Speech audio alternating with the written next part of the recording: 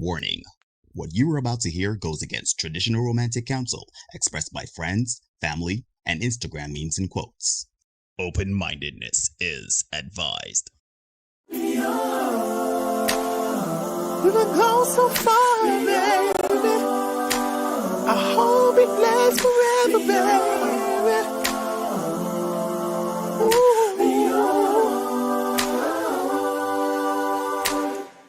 Good night, everybody. Good night, everybody. Good night, everybody. And welcome to another edition of The Senate. I'm your host, Neil Hoyt. He's your host, Derek Marshall. And together, we make up The Senate. No, my brother from another mother. How is everything?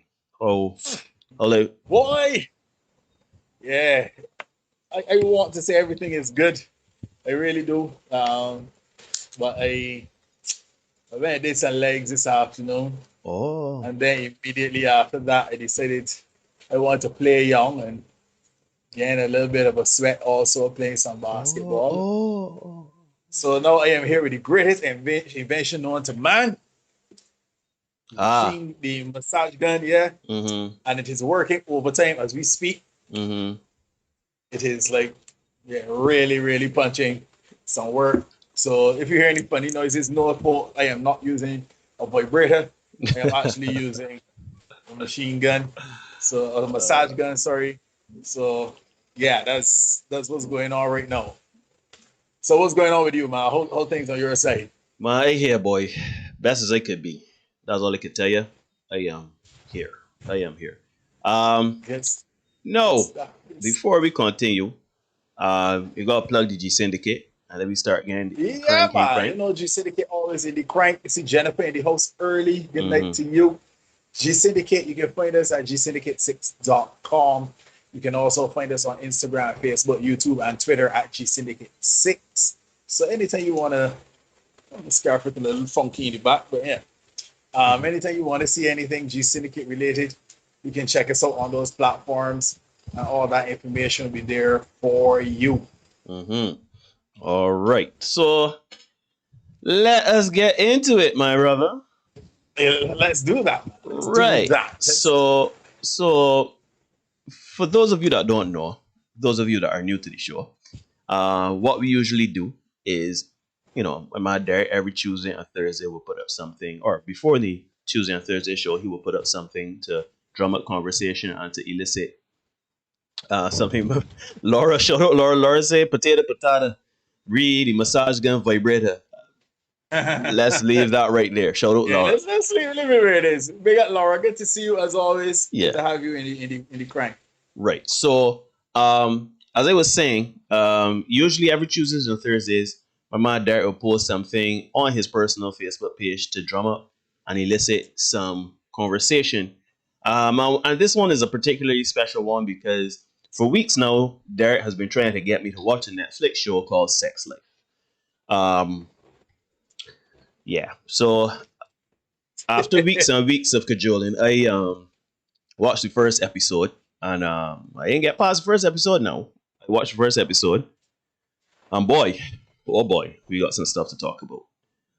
So indeed we do. I can turn over to Derek, and Derek will guide you on what tonight's sermon is going to be.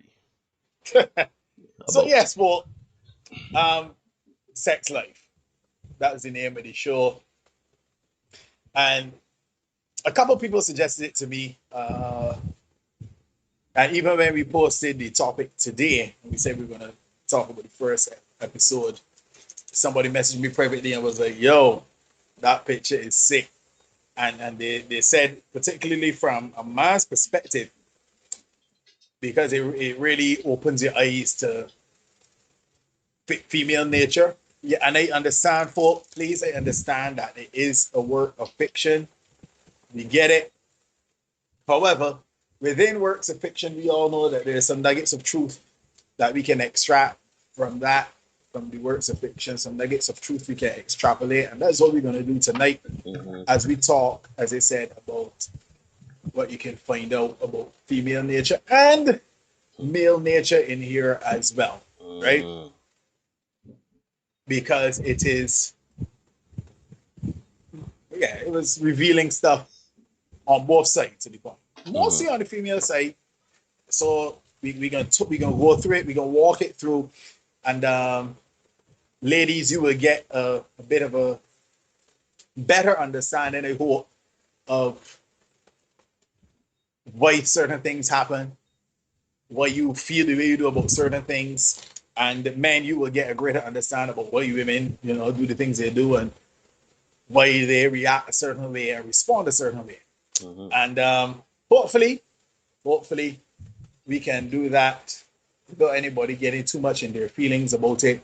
Again, a little too butthurt, and everybody can appreciate and contribute to the conversation, and we can all get through it without incident. You know what I mean? Once we can do that, we've had a good night, and all will be well with the world. So, seeing like I've lost my connection a little bit, but let me consult my notes. So it opens up. The main character, her name is Billy, right? Billy, don't be a hero. Yeah, Billy. Your boyfriends are good, Billy. They got more than Bruce Lee Almighty. But this episode one we're talking about. So Hudson is her son. He's outside, and this is like the first set of foreshadowing you will see in this episode. And he's outside playing with a butterfly. He actually goes in the house. He asks his mother Billy to come out and look at this thing, and he's caught a butterfly in a jar. And her response to him, because obviously he's caught a butterfly. I mean, how many of us can get that done? And he has it in a jar. So her response to him when she sees it is that she can't breathe in there. She's gonna die if you don't let her out.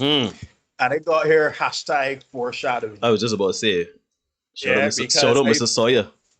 Shout out Mr. Sawyer, man. Sam Sawyer, one of the most brilliant English teachers I've ever had and seen up close and personal. And yeah, we got a little bit of that. So that's some foreshadowing if there ever was, right? Now, to set the stage, Billy is a reasonably good-looking woman.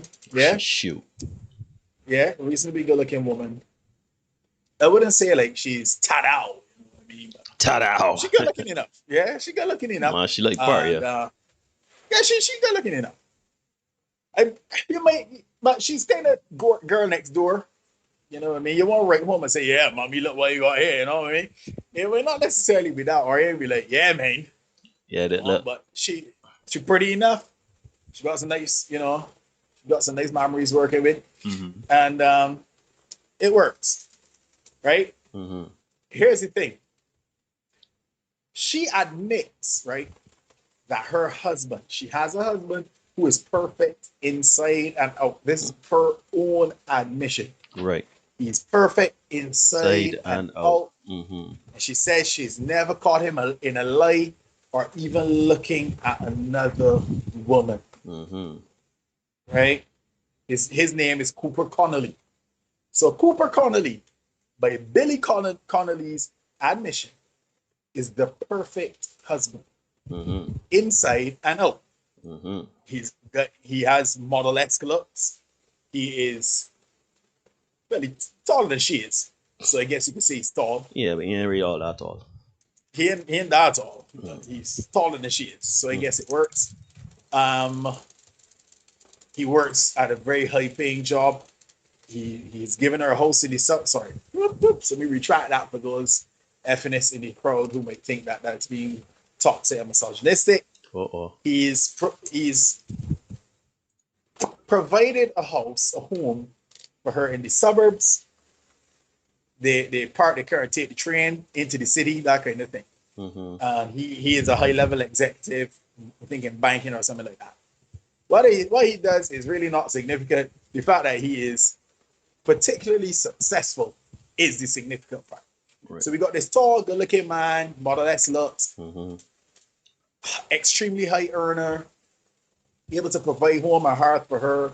And as she says, perfect inside and out. He's the guy, as she said, he would stand on the train and give up his seat for the old ladies. Even if they got seats vacant closer, he would still give up his seat, you know what I mean?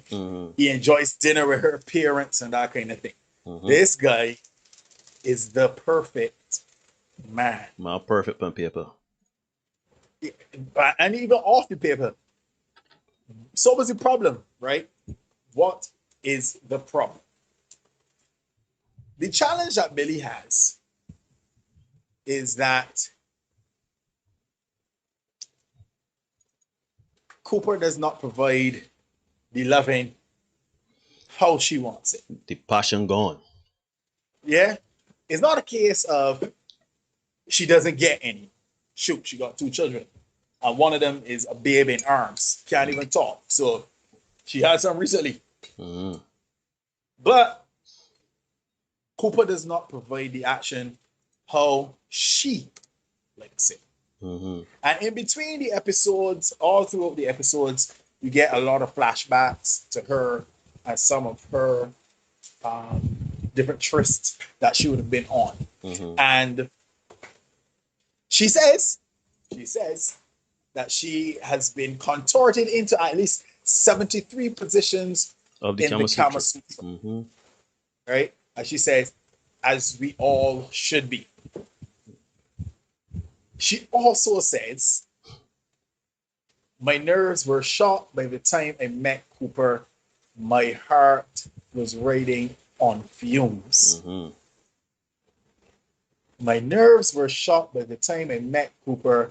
My heart was riding on fumes. And there was a nice montage there. Let's not forget the montage. Yeah, because she did say that, you know, she'd been through. She had a time. She was around. In the immortal words of my guy Future, she belongs to the street. You know, she's been around.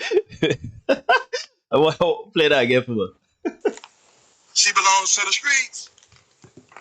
Yeah.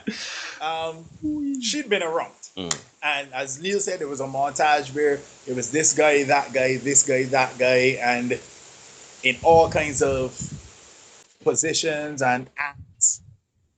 And, you know, it was, as she says, by the time she got to her husband, her nerves were shot and her heart was riding on fumes. Mm-hmm. In comes Cooper, as she said, like a month after her breakup with her last ex. And he offered her stability and some sanity. Mm-hmm. Right? So she went around the carousel on the CC. For those of you who don't know what the CC is, it's the caught carousel. She's been around on the carousel a couple times.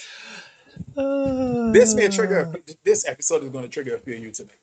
Yeah, let me just say that. She'd been around on the carousel a little bit. And poor Cooper, he came along. Don't let me say that. When he came along, she broken up a month out of her last relationship. And they went out. The first day he was talking. Cooper was dating with intention. He saw her, he liked her, he was moving. He started telling her, I like Sienna wants it. He started telling her about his home in the suburbs and what he wanted to do in terms of building a family and stuff like that. This guy didn't even have skeletons in the closet. Mm-hmm. We can pause there. Neil, Mm-hmm. I know about you, Neil. But how many guys do you know on that level Mm-hmm. with those kind of resources, options available to them and stuff like that are going to be pure as the driven snow? How many you know? I don't know. Too. The thing about it is, right? The thing about it is, you said it at the beginning of the broadcast, right? You said that this is a work of fiction, right? This is based on I think it's a novel or a novella. 44. I can't remember it right now. I could Google it and thing. But anyhow, the point is, it's based on a previous work. And I found it very interesting how exaggerated some of these characters are. Particularly Cooper, because Cooper is a man that he doesn't seem real. We've met us. To be true. We've watched things like Fast and Furious. We watched things like Die Hard. We watch a whole myriad of movies, and the suspension of disbelief in sex life was very hard to achieve simply because, yeah, man, the man was like squeaky clean. The man was a man of means. The man was, he's a faithful man, committed man. He is a doting husband. The only thing that is missing is that there is no passion currently in their relationship. And the thing about it is, I believe that if she had just spoken to him and say, well, Cooper, you know, you ain't beat up my back in a long time. I sure Cooper was saying a problem. Like, you know, I could work with that. Because it's not like the passion was not there at some point. Because they've made a point to reference that while she was breastfeeding the younger child. But it was anyhow, I can let you continue. The answer to your question is I don't know many. I don't know many, if any.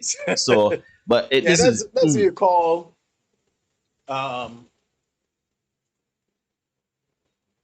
there's a term for it. It's an alpha male. It's an alpha male with beta trait, something like that they call it. But I can't remember. Listen, the man is a unicorn. He does not exist. Yeah. You know what I'm saying? He's a dragon. My son called me before the show. Asked me for dragons. Then he don't. You're more likely to see a dragon than a guy like that. Yeah. Now, it must be noted, right? It must be noted that there is a scene in the first episode where she tries to initiate sex with Cooper, right? We getting there, Dion. Yeah, and it doesn't go particularly well. He is more interested in watching football on TV than having sex with her. Again, right? Pause. Red flag. Cooper, I don't know, boy. How football on you hot wife. Your wife got a baby in arms and she look like that. Because we can talk very subjectively of how attractive this woman is to us as men, as Caribbean men, as black men. But the fact remains is that after having a child, she is in fantastic form. So especially a child that young. You understand? So I didn't know what Cooper was on. I ain't gonna lie to you. I was like, Cooper boy, you got some sugar in the tank, boy. Cause I can't make it out. I mean, nothing wrong with that. And she did say that it had been 18 months since he last went down on her, right? So clearly they had something going on there, right? In terms of his ability to satisfy or his connection with her on that level, right? Because it's one thing when you connect with somebody is to have sex, but you know there's sex and then there's like sex. You can have good sex, but then they've got some people that just bring out the other side of you, and that sex is a different level altogether, right? So obviously something wasn't clicking in that regard. Same wasn't gelling, right? No. It must be noted, and I got to give away a little bit of it to make the point. She says in episodes down the road that she had 85% of what every woman wanted. 85%. But that 15% was the sex. Right? And that 15% was the part that was kind of killing her. But this is the point I was kind of this to me, this is the part I was, now that you bring it up, it kind of confusing me, right? You remember the same little flash scene that they was having where when she said it wasn't always like that, and you know she was breastfeeding the younger child, and you know they had this passionate moment where they was under the covers and they were making love, and you know they were kind of passionately kissing each other and stuff like that while having sex, right? I thought that was indicating what was there before. So to me, even though currently they don't have the 15%, it seems as though it was there at some point, the 100%, and it could be attained just by having a conversation or going to therapy. Now, here's the thing, Neil. Here's the thing. I'll tell the ladies, this episode is going to trigger some of you, right? Hey. It's going to trigger some of you. And Lord knows what they're saying in the chat right now, right? Not much, really. But it's going to trigger you because We have spoken about a lot of things on this show before, Neil. We talked about body count. That's one that we can count here tonight. This was written for us, Body by the count. way. For sure. Yeah, let me declare my hand up front. I didn't write any of the script for this. Neither didn't write any either. As a matter of fact, women wrote this. Women wrote, directed, produced, pretty much. Women dealt with this. Mm-hmm. It's not us. Mm-hmm. Right?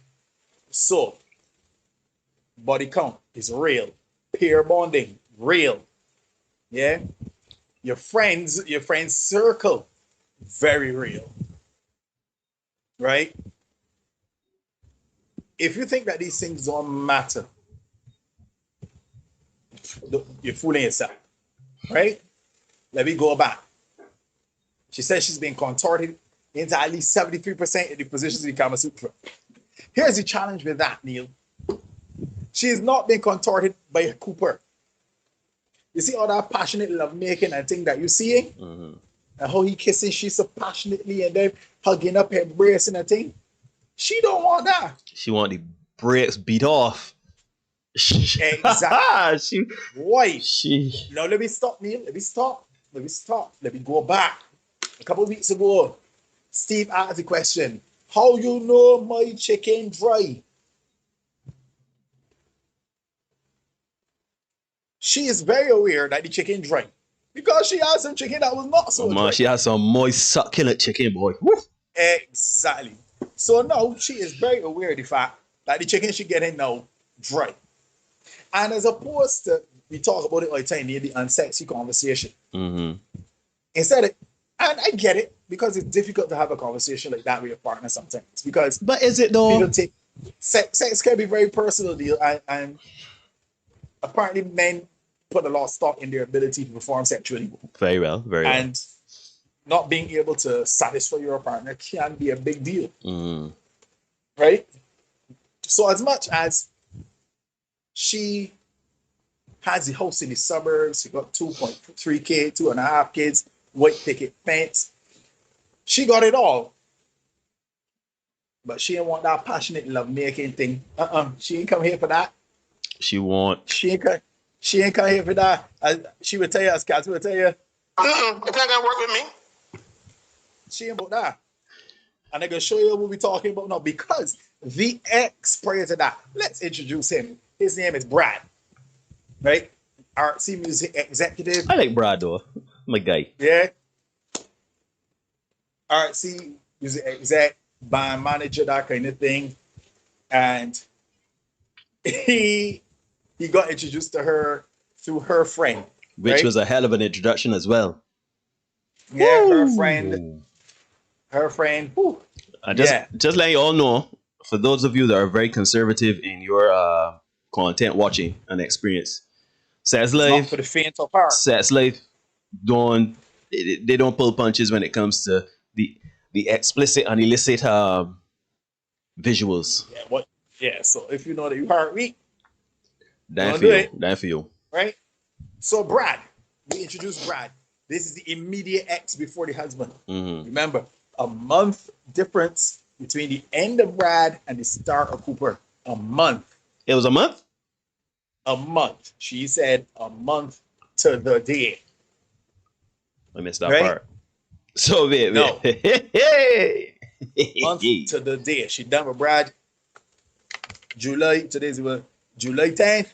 On August 10th, she starts with Cooper. All right. As I said, he is even taller than the husband. He is more edgy, more exciting. Showed up 6 Brad footers. in a suit. Sorry, Cooper in a 3-piece suit. Brad in a leather jacket. That kind of thing. He flashed you with the money. Money. Flashed you with it. He drove in. He's actually one of the only people driving in Soho. People generally tend to take the train. The place the man got. His vehicle.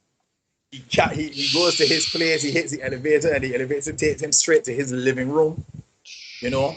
And then he has another one that takes him to his pool, overlooking the skyline of Manhattan, Lower Manhattan. There you go. So he is not a poor man. He showed her that, and that kind of she literally walked out of her panties when she saw that skyline from that pool. Here's the challenge now. Yeah. And she said this line: the intensity of our conversations was intoxicating. Right? This is what she says. Mm-hmm. According to Billy, Billy. the intensity of our conversations was intoxicating. Mm-hmm. The challenge with that particular statement is that all our interactions we see with Billy and Brad are sex. So But sex in a car, sex in the pool, sex up looking over Manhattan skyline, sex on a drum set, sex on a wall, sex on the bar. It is non-stop sex, any and everywhere. Sex in the club. But conversation during sex is very intoxicating there. You never had conversation during sex? I don't think the conversation is. But yeah, you might be right. That might be the conversation to make you right. Right? But they have had sex all over New York City. So you see when they tell you, you know, when you come and people want to bring this love making thing, oh, this is my wife, and they treat her, she's a tender, and oh, I love you, baby. Billy cannot identify with this. She cannot. I also want to point out too, I find it very interesting that she want basically what she had with other partners, the 73% of the Kama Sutra and all of that. But I feel as though she still came back and talked about why she wasn't with those guys anymore. One was abusive, one was cheating, one was homosexual or bisexual at least. So it seems as though she recognized, and she even acknowledged it, that her heart was on fumes. That, you know, it seems as though, I mean, she alludes to it, is implied that there's a correlation between the whole beating out your back, Kama Sutra, well, sex, and these men having their issues and not having certain things in place, certain things together, not being emotionally grounded, financially successfully grounded, etc. So she does acknowledge this. This is why I had a problem. Well, not a problem. This is why this show confused me. And I watched it, and then I watched it with a friend of mine, and we both were left with, was this show, like, I ain't really, like, who's this for? Like, you know what I mean? Like, usually I can identify what a piece of content, who the content is for, but I couldn't understand how this woman has it all but wants sex, but realizes that sex with that type of man or whatever is not necessarily a good thing, or it always leads to disaster in relationships, and know that she has stability and everything in that. She doesn't want her back beat out. And it feels as though, I just realized something. Continue, my brother. It just hit me like a thunder strike. Yeah, because you just literally said it. You're right now. Right now. Yeah. You know, hit me in the back of my head, B. Oh my goodness, right now. Go ahead. Yeah. So everything is safe with Cooper. There's a level of, you talk about it right now, that's stability, that's safety, that's security. She has that in spades. She got it in droves with her husband. Right? She got that. But you see that part? That moist chicken? That moist chicken calling, she dread. That moist chicken calling. Barbecue bar, man. Yeah, man. She don't want barbecue bar, she wants a maps. She want maps, but not that was the one that we chicken barn. You want a chicken, a matter of fact, chicken barn. Oh, yeah. Matter of fact, if you sponsor me, I can tell you straight, chicken dry. So even if you're here for chicken barn and you listen to the show, don't mind this man. You would definitely accept any financial assistance you are willing to provide the guys, you know? And some chicken too, we don't mind eating it. Yeah? So don't mind this guy. I'll display. The woman want some maps, right? And the craving for maps is kind of leading to some strange decision making, some strange, I don't know. Wait, I read the last comment and I ain't sure where at some point you gotta get in the chat, because I see Jennifer talking about if it is someone who has postpartum issues, y'all just can't identify with it. I don't know if she's talking to somebody in the chat or she's talking to us relating to the show, because I don't know if she has postpartum, if that was shown or highlighted in the show.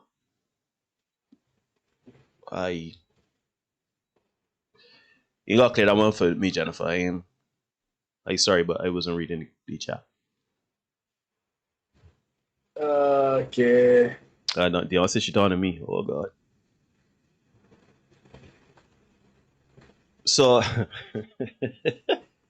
so, oh, you're talking about the show. You're saying that she has postpartum, is what you're saying. The reason why she's craving for the 15%, why she has a seemingly perfect life, but then she wants to get that 15% is because of postpartum. It could be because of postpartum.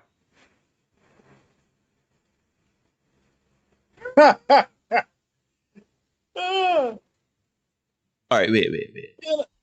Wait. So let me not do something. Go ahead, man. Let me not do something here, right? Let's not do something here. Let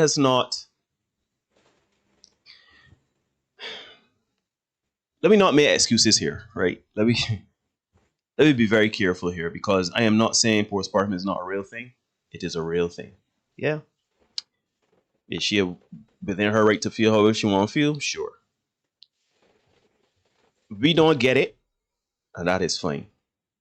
That is cool. However, we saw no indication of postpartum. It was not hinted that she has postpartum, and I don't see where postpartum would have come into it. So I don't understand where postpartum would have come into it.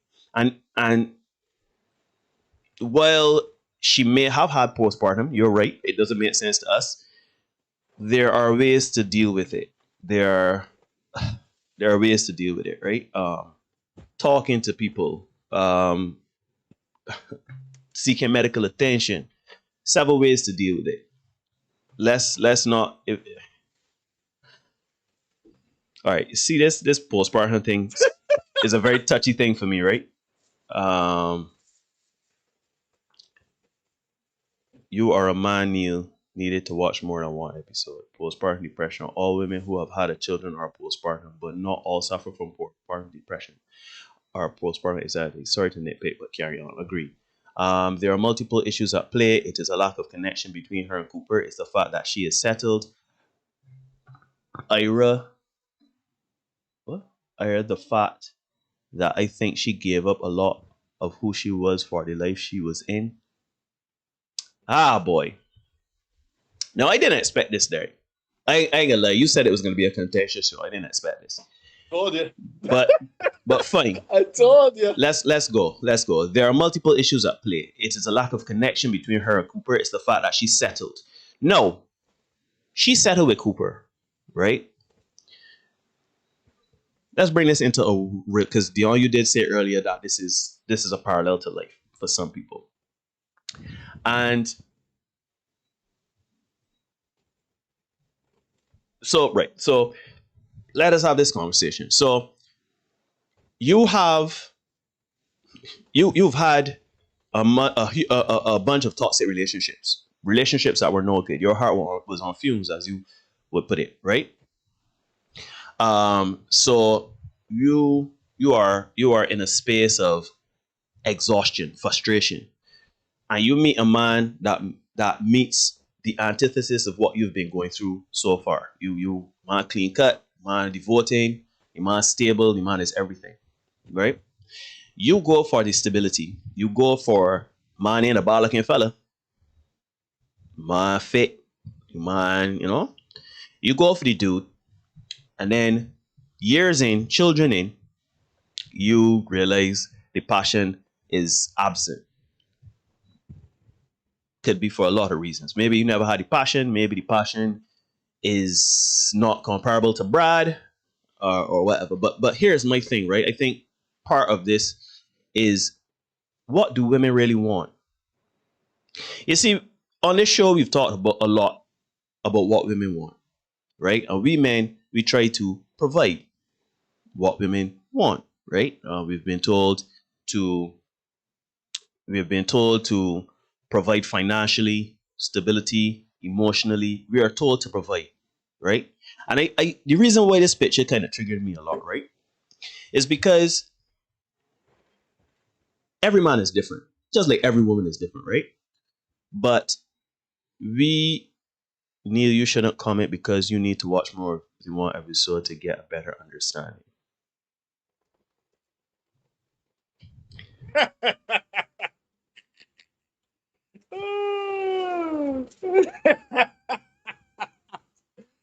Oh, All right. what can I say? What can I tell you, Neil? What can I say of that? Now, Jennifer, here's the point, right? Now, you're right. I gotta watch the rest of the show. But here's the point I'm trying to make. The point I'm trying to make is that what this show showed me in the first episode is that trying to figure out what a woman wants, how to provide for a woman, how to give a woman everything she wants, whether it be in the moment or what she wants long term, is essentially to figuring out alien hieroglyphics. Because we as men provide. We show our leadership styles, we show what we on, we show what we both, and women gravitate toward that. However, when the expectation is not there, shoot. My man Cooper got everything on paper except the 73% of the Kama Sutra or how much ever else. And my woman fantasizing about Brad, right? The reason why we are breaking down this show is, sorry, it's not we were breaking down the show, we are breaking through some themes that are presented in this show, right? Correct. And this one theme that seems to be coming on is that women say they want financial security. Women say they want a man of certain means, certain height, certain physical attributes, a man that is monogamous, faithful, devoting. Cooper has all of those things. All of those things, right? And Billy's still craving an ex where it didn't work out. And it frustrated me and it triggered me because we don't know what women want. And that's why Derek says every week, but men, focus on your purpose.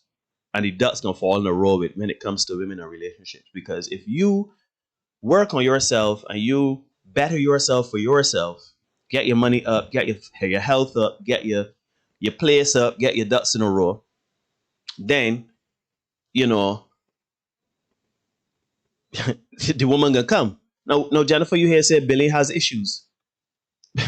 But you just tell me about postpartum. You just tell me about I can't relate. She belongs to the street. You tell me all of these things and then you gonna come and say Billy has issues? Well, that is evident. But you know what? I am gonna be very honest. Well, that's an exaggeration, because this movie is an exaggeration of society and of real life. It's a hell of an exaggeration, right? Because while none of y'all women, for example, had a man like Cooper or got a man like Cooper and had a man like Brad and still craving Brad or whatever, and some of you are, some of you are not. But the whole point is that I could be Cooper and still not get through. Shoot, I feel like I am a version of Cooper and I still having my issues. And you start... Well, Neil, as a version of Brad, right? Let me jump in here and help you with it, right? Everything that we see in that picture is, well, as you say, it's a little exaggerated, but the themes are dead on, right? Might AC Cross, welcome Cross, because this might take it was all fine and good, but having kids really takes a toll on a woman, way beyond the physical. You lose yourself. So in trying to find back herself, that's probably why she started thinking about the ex again. Mm-hmm. Easy to settle down with the 85%, but it feels hella different after babies. Maybe that's why postpartum issues are being suggested. Maybe, but here's the thing. What if Cooper decides, you know what? I work long hours. This woman doesn't have to work because I am working long hours to provide for her. I come home, I'm not particularly interested in sex. So the 15% gone through the window. So then should he be excused? Because Cooper ain't getting a pass for the 15%. The women want to hear blinding Cooper for this 15%. And telling me and Neil that got all kind of issues that he's not sent to which he's not sensitive. And that, So let me backtrack because Omar says she didn't tell him any of it and who she was. They went out the first time they met, they were in a bar. Up pops a woman who turns out to be an ex of Cooper's. They have an interaction where Billy is sitting there and Billy says to herself that, shoot, this is like the next shoe to drop. And no, it was not another shoe to drop. And if he knew about her past, he would have nothing to do with her. You know, so immediately, right, as Omar said, she lied about who she was. Omar can be point blank and they can back Omar with that statement. She lied about who she was. If she didn't want to be with Cooper up front, say so. If you want to go around the carousel some more, say so. But by her own, hold tight, Neil. Yeah, go ahead. Her own admission. By her own admission, her nerves were shot. Her heart was on fumes. And by my own admission, she was a shell of who she was. And that is what she gave to Cooper. So then when she come and get triggered now with the dry chicken, because my mother won't watch football and he wasn't really interested in sex. She gets her dry chicken and all of a sudden, oh, boy, postpartum issues. Let me hop back and reminisce about Brad. I start journaling it. And let me go forward a little bit. Cooper finds the entries, the journal entries. But you forget a point here, there. Go ahead. We forget a point here, What is Billy's profession? She's a psychologist. She's a psychologist. Was pursuing her PhD. So she is a woman that would know about things like postpartum and she probably would. Knowing about certain things that are happening or whatever. Listen. She might. So here's the thing, right? This is what we can do here, right? You see, this show is a work of fiction, but there are a lot of things here that are rooted in non-fiction, right? Cross says she hates that this show is being used as an example for women not knowing what they want. Okay, so we can come with this show across, or we could come with our personal anecdotes, right? From our experience, it seems as though... Yeah. Not anyone put me business bar front street. Right. So the thing about it is, right, there it says very humorously, right now. Anything a woman says, attach right now to it. And it does seem like that because, it feels as though everybody's on the same page. And then we delve into the right now. It delves into not being on the same page because the man is thinking we're still on the same page, but now the woman has moved on to something else and wants something else, right? And again, but Omar says drop ones in the chat if you know a woman like Billy. Right? But the thing is that y'all are telling me to watch more episodes, and I will, because we did say that we are going to be talking about the show and everything, that the themes presented in the show and stuff like that as it correlates to real life and etc. Right? So I will watch more episodes to understand more things, but But my thing is that let us not lose sight and fool our foot that these things happen and these things are real. Because yes, postpartum is a real thing. Yes, women go through a myriad of things. They have to realize that these things are happening. Women are more readily emotional or emotionally expressive than men, and therefore tend to not necessarily seem consistent in what they want. Because for us men, by and large, if we say today, well, XYZ, ABC, tada, that is what it is. Like if we say I love you today, it can be I love you tomorrow, it can be I love you in the future, right? And women are like that too, but I feel as though it seems as though there's an expectation. We talked about this in this space before, where everybody has expectations. We men seem to handle our expectations quite differently from women, which is fine because men and women are different. But I feel from my example that we are held to the standard of your expectations, right? You fall in love with us as we are. We acknowledge certain things that we need to to work on, to build on, etc. And then eventually it comes out to, yeah, I can't do this anymore because you're not offering me what I want. And when it is what you want, shoot. In some examples is I want the title of relationship, despite me showing you everything of me being committed and devoted to you and being in love with you, telling you these things, showing you these things, and creating that space and providing that space. I see you putting Stick a pin down, Neil. Stick a pin with it, Neil. Because I want you to remember that what you just said in relation to what Cross is saying. What would have happened if Cooper never read her journal? Those entries were supposed to remain private. Life may have continued as it was. Yeah, we want to have a show. But here's the thing. Would it have continued as it was, Neil, or as we said just now, would it have been a case of suddenly, I can't really do this no more? You know what? I would say this, right? I would say, because that whole scene with him finding out the journal and what happens after that, I ain't gonna lie to you, that confuses the hell out of me. I ain't gonna pretend to say understand that part because I understand. Tonya is in the chat. Welcome, Tonya. Tonya says, good night, guys. Question. Why is it that when a man cheats, it's his nature, and when a woman does or thinks about it, she doesn't know what she wants? We see her thoughts only. In fact, I ain't even reading the rest of this. Thank you, Tonya. Thank you so much. Because I didn't want to say point blank, right? But we've come to that point. This show, please let us remember, it is written by women. This show is talking about what? Female nature. Female nature. So yes, it is about female nature. So this show is about nature. Yeah? And as you said, it's about when men cheat, it's their nature. Women got that nature too. Men are cheating by themselves. But not only that too, Derek. Well, yes, cheating may be in a man's nature.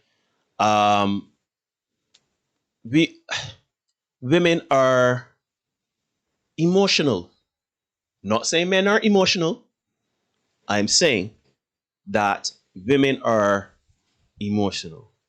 And through that emotion, they seem to shift in what they can deal with and what they can't deal with.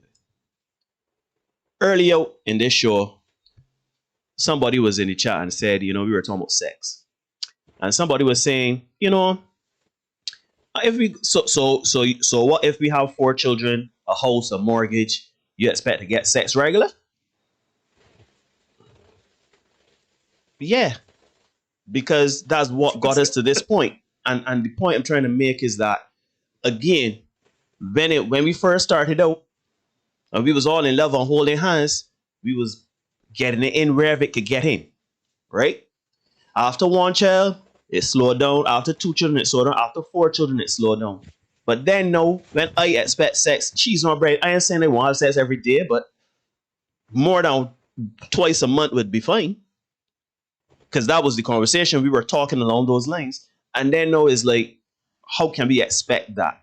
Because no, she has changed. She has shifted, right? She is now exhausted. We're hearing all of these different things and issues that come up. It's not that women don't know what they want.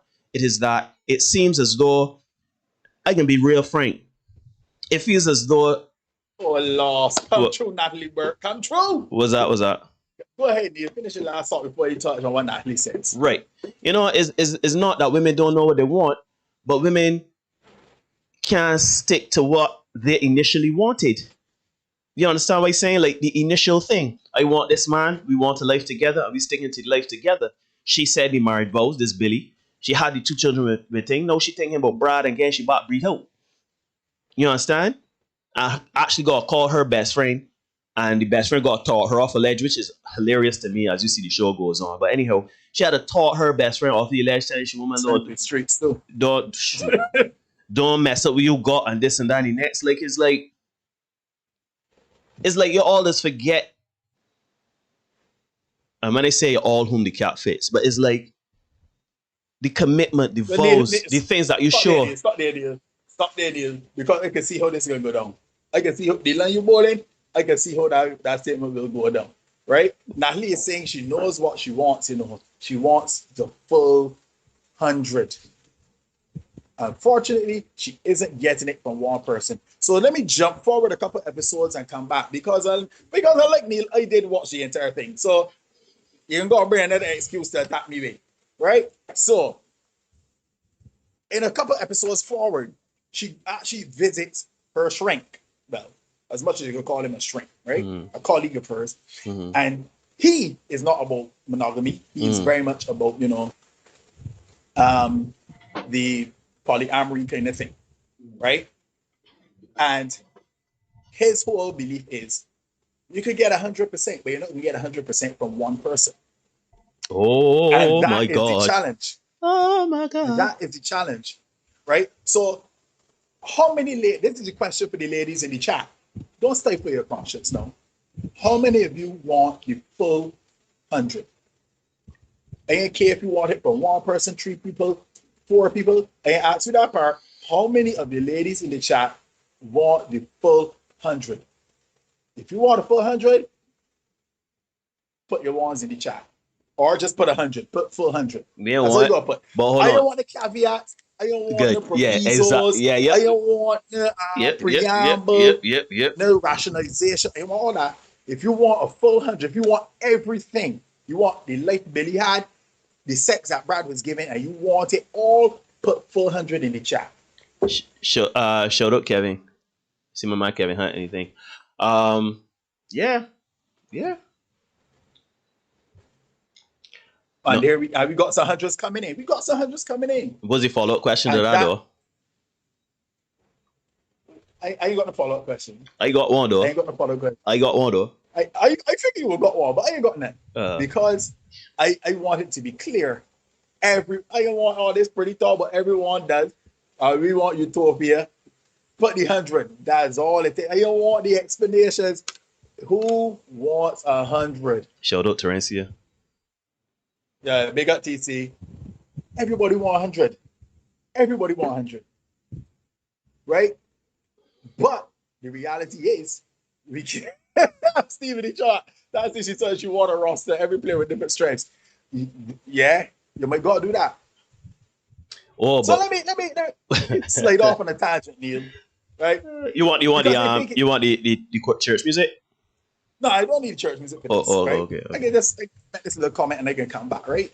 Because I feel like we need to be a little bit more honest in terms of what we want, and a bit more honest in terms of what we willing to settle with. Polyamorous relationships. Yeah, I think we need to do that because crossing might be the outlier, but the exception does not make the rule, right? Everybody want 100. What's the possibility again? 100 from one person? Slim to none. Slim to none. And we need to face our reality and be more open in our discussions about relationships and stuff. That's just my tangent. But here's my thing though, Derek. It's funny, right? Going back to Tonya's comment. I see you, Dipsy Doolin. I like that comment, yeah. But here's the thing, Derek. The thing is that men know that they can't get 100% from one person, so they cheat.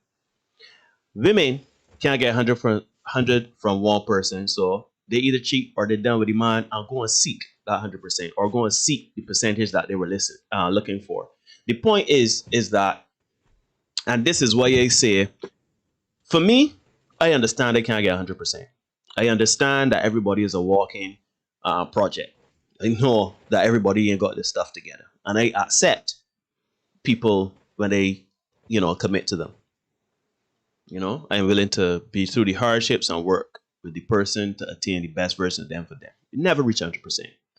But in my experience, I have found that I have shown my hand and said that I am not 100%. I think I offer a lot. I know for sure that I offer a great deal. But it always comes down to expectation. And it always comes down to, you know what? You're not providing X. Or, you know what? You're not offering Y. Or, you know what? I can't take with Z. And invariably what happens? Invariably what happens when women go looking for the missing parts that I cannot offer, they always say, you were the best, or you had everything that I wanted, because the things that I offer and the things that I bring are things that will be there when we are 80. We are being there when we gumming down the vegetables. You understand? When we got the bad hip and we need the walker. You understand? But it always seems that we are at the mercy of expectations. Am I saying that cheating is right? No. I'm not saying cheating is right. However, what is also not right is committing to someone and then getting vexed and upset with them, holding out on them, breaking up with them, doing all of these things, growing distant from them when they are not offering things that you, when you are not offering things that they want at that moment, right? Or they have a certain level of desire that you feel should not happen. It's like women say they want a leader, they want men to lead, they want men to provide, they want men to enforce, they want men to protect, they want men to defend, right? And we men do that in our way, and women are attracted to that. And when they're attracted to that, they commit. But then when they realize that there are parts of it that are missing, whether it be a X in Brad that ain't beating out your back, whether it be your money ain't up to scratch, whether it be just like your best friend ain't going out to certain things with her hubby, y'all ain't going out with certain things. Shoot, it could be something as simple as, you're not screaming and crying on the rooftop, I love this woman and I want to be with her, even though you tell that to her every day. It seems as though we are held to a standard that is very unrealistic. And I know this changes from woman to woman, right? But from our experiences, it feels as though we are held to a standard that is very unrealistic. And that's the whole point we wanted to talk about with this show. It's not that we're talking about the show and how Billy can get through and how Brad can get through and if Cooper can get done with or whatever. It is the themes that come out of it. And the themes that come out of it is that women want 100%, but it is like everybody wants 100%. Don't let me make it seem only women. Everybody wants 100%. But I feel as though women, there's always something missing. There's always something you can do better, right? And in this show, it hurts my heart to see. Granted, it is a show, it's not real life or whatever, but I am sure this happens. Man providing everything, and because he don't fold shit like laundry, as my mom there would say, all of a sudden now she thinking about when she was getting folded up, which is funny, right? Because in this show, Brad too was a man of means. This is crazy to me. Anyhow, but but this is my thing. My thing is that we need to start looking at reality, as everybody is saying in the chat, versus our expectations. Because Neil saw unrealistic ability to expect not to be touched after 18 months. Oh dear, no. No. He didn't say he didn't touch her. He didn't go down on her. And regardless, and there's no way in there where he says that he can't keep it hard, huh? As how he was holding up your penis. And another, it just seemed like if the penis was like, again, these 2 walk-ups on the squeeze pooch, and that's that, right? So do you think this would have happened had 18 months passed since Cooper had not touched her? It's 18 months since he didn't go down on her. That's a different story. And yes, I do think that this would still have happened because, again, let's go back. Let's always remember what she said. She said her nerves were shot. Her heart was on fumes. She just wanted to kind of pull herself away from that. She wanted to get some stability, some sanity in her life. But the unfortunate part is she still missed the action. She still missed the action of it. So as much as she all right, let me put it to you this way. For Natalie and Terencia, who are in the show. Tony Stewart, we're getting on Tony. Yeah. So let's look at it in terms of Calypso competition, right? Then every year you're gonna be in it. But the years that you aren't in it is like, you know what? When you get to Kensington, it's like, yeah, I wish I was up there on that stage, or you go down East Coast. Not East Coast, that doesn't make any sense. You get a Soco Royale at Bushy Park or name now, Botanical Gardens. And you say, yo, I would like to be in it, boy. I miss it. Not that you miss the other things that were associated with it in terms of the competition, that you miss the tension backstage and all that. But when it comes to the actual performing of it and stuff like that, it's like, you know what? I'm really sorry that I ain't compete this year or something like that. So it's not to say that you don't like it at all, or that there's certain parts of it that still you get a rush from. There's certain parts of it that you still get excited by, and you like, you know what? I missed that part. Right? And if whatever it is you're doing is not able to satisfy or satiate that particular urge, you can be still craving it. It's why some people still competing. And I'm sure that's part of the reason why Terencia is still competing.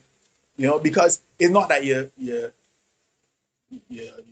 ain't got nothing else to do, or that you're running behind the prize money. Because here in Barbados, the prize money really ain't worth it. But the fact that, you know, you like the competition aspect of it. You know what I mean? Deanna asked, but it wasn't like 5 years in. Derek, I can put you on I can put you on single. I gotta step away from my computer for a second. Right, no problem. Uh-huh. Yeah. Right, so let me just bring Terencia up to speed here. It is the sort of sex life that we're looking at. Thank you, Natalie.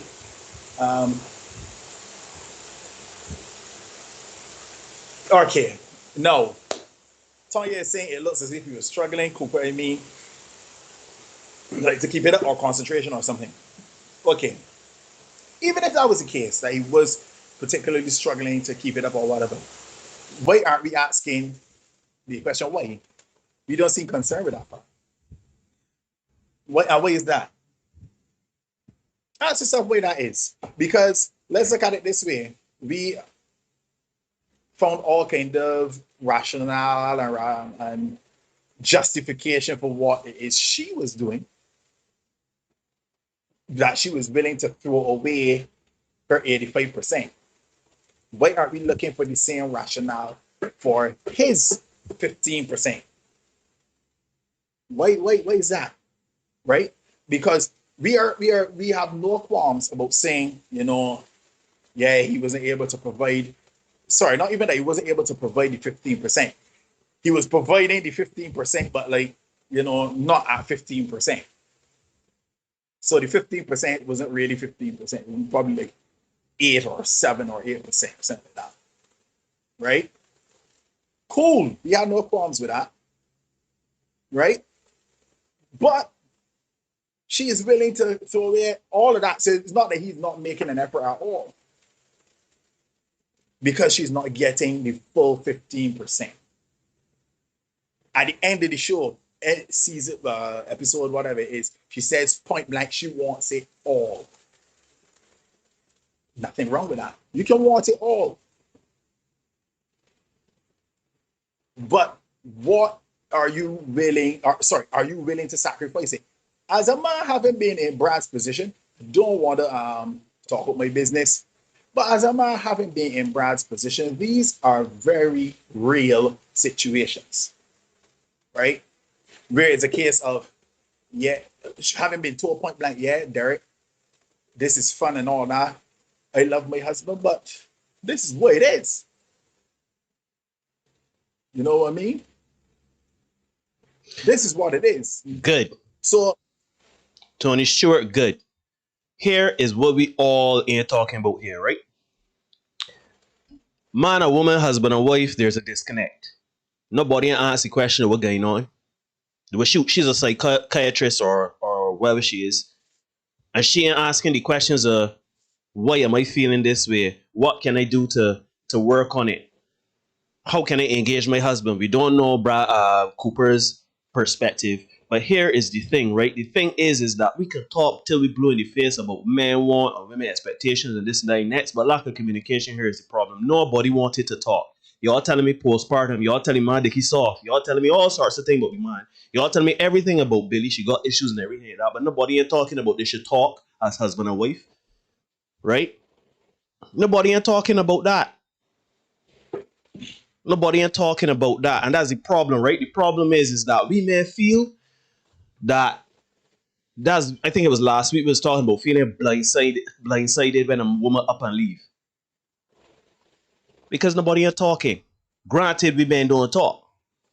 But shoot, nobody ain't approaching the problem and saying, well, shoot, here's what's going on. And you know what? I have done that before. I have been willing to talk. I've been willing to do therapy. I've been willing to express and to work on everything. That, you know where I am, people?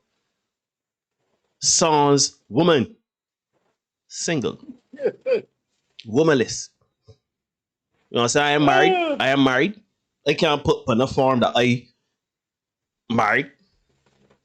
You know what I'm saying? So here's my thing. My thing is this. As much as y'all could talk pretty, right? About women know what they want and who said that this and that and the next and the third. The point comes is that when the women done, when the women got what their mind made up, and y'all not getting what y'all want, y'all not being fulfilled at that moment, it dictates everything. And the relationship goes to crap. Men do the same thing. Men would say, you know what? But here's the thing. I think Derek at some point, I can't remember, Derek, you had put up the statistics of how many women initiate divorce. Yeah, 70 to 80%. Good. Because when a women go when a man will go and cheat. Not saying it's right, but a man will go and cheat. But he ain't done. He's still committed. More often than not. Man still making sure home good. You know what I'm saying? The man trying to keep things discreet. And the man still telling the outside woman, I ain't laughing out my wife for you, you know. I ain't laughing out home. So the thing is that when one done, when one ain't getting what one want, one moving on. But we men, we just understand. We can't get the 100% of we settling. And I know that settling, and I know settling is a hard word for someone to write. But settling is a bad thing, you know. It is realizing that you can't get everything. Bay man, it took 18 months before she put her thoughts down. How you? Well, take Neil. Natalie says that is Billy's exact conundrum.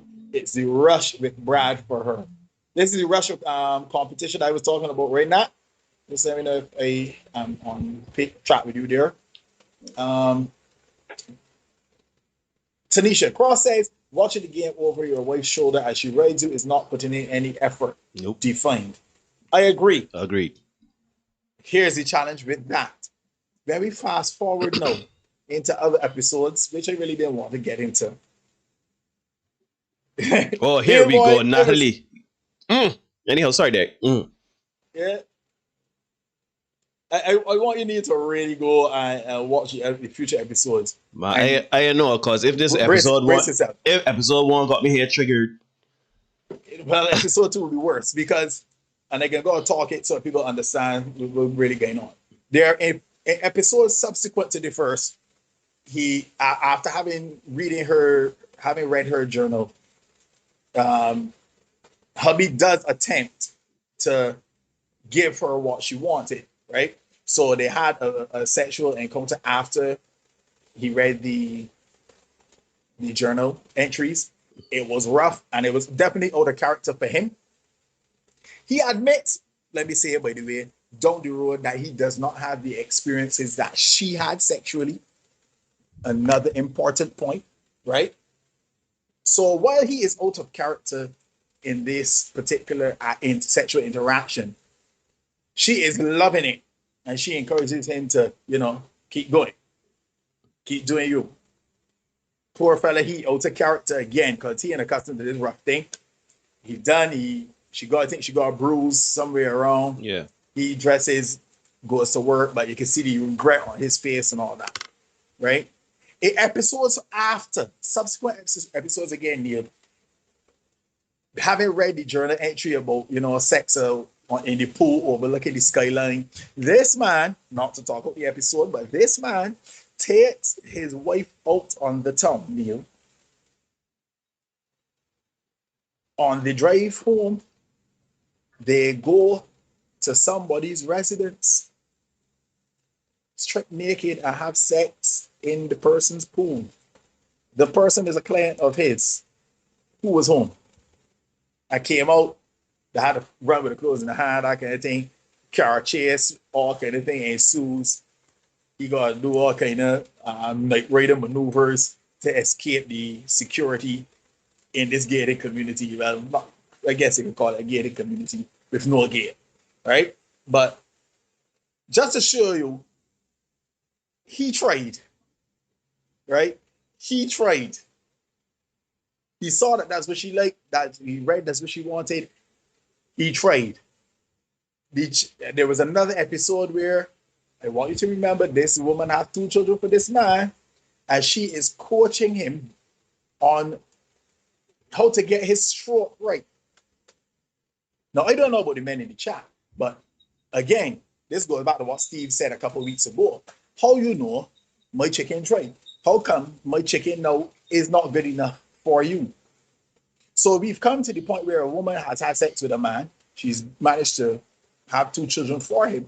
And she now has to coach him about his stroke. And they've been together at least 5 years to hear Dion tell it for what she said in the chat a couple of minutes ago. I don't know how the men in the chat will process that. But for me, I don't think that I would have been, trained after that. Yeah. I see. Sorry, go ahead there. Yeah, so to say that he didn't try or he didn't want to try is inaccurate, because he tried as much as he could within his He own has personality. always been trying. Yeah, within his own, because let us remember, this is not his personality, right? So you're asking a fish to do bird things, and it ain't gonna work. Yeah. Let's go. Tanisha, I see Tanisha said she made a reference to the comment I made about cheating. Where I said that a man would cheat and take care of home. She said no, please, no.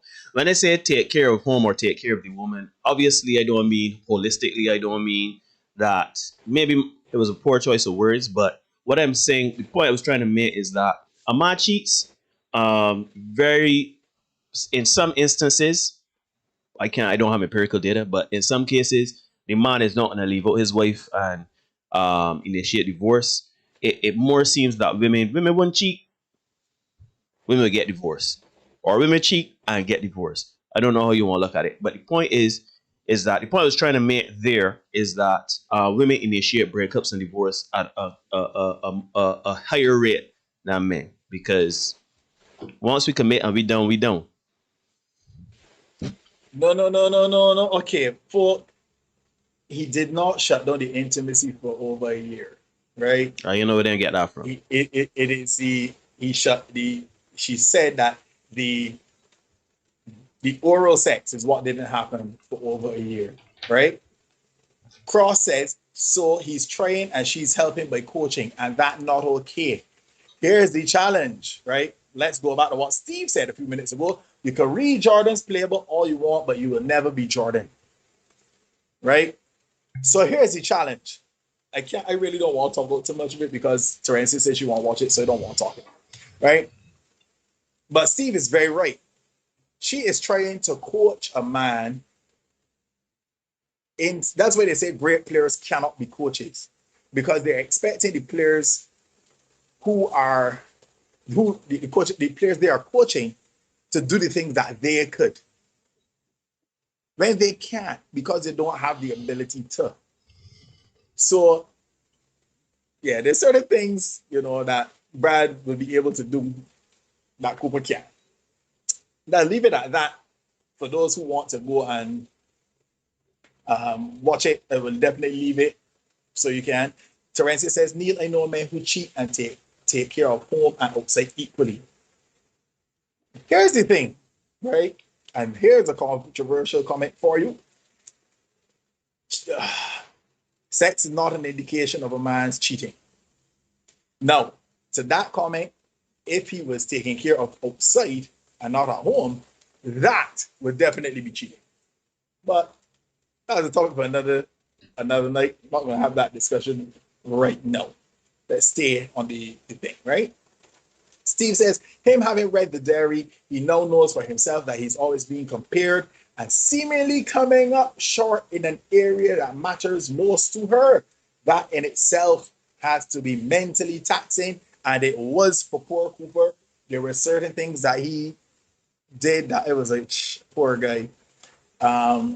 Yeah, I would not have done. For me, I would have definitely tried to get out of there.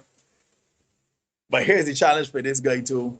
He'd probably get hit in divorce court anyway. So he'd lose the woman, lose half his stuff. You saying host So that he bring her to? Yeah, you know.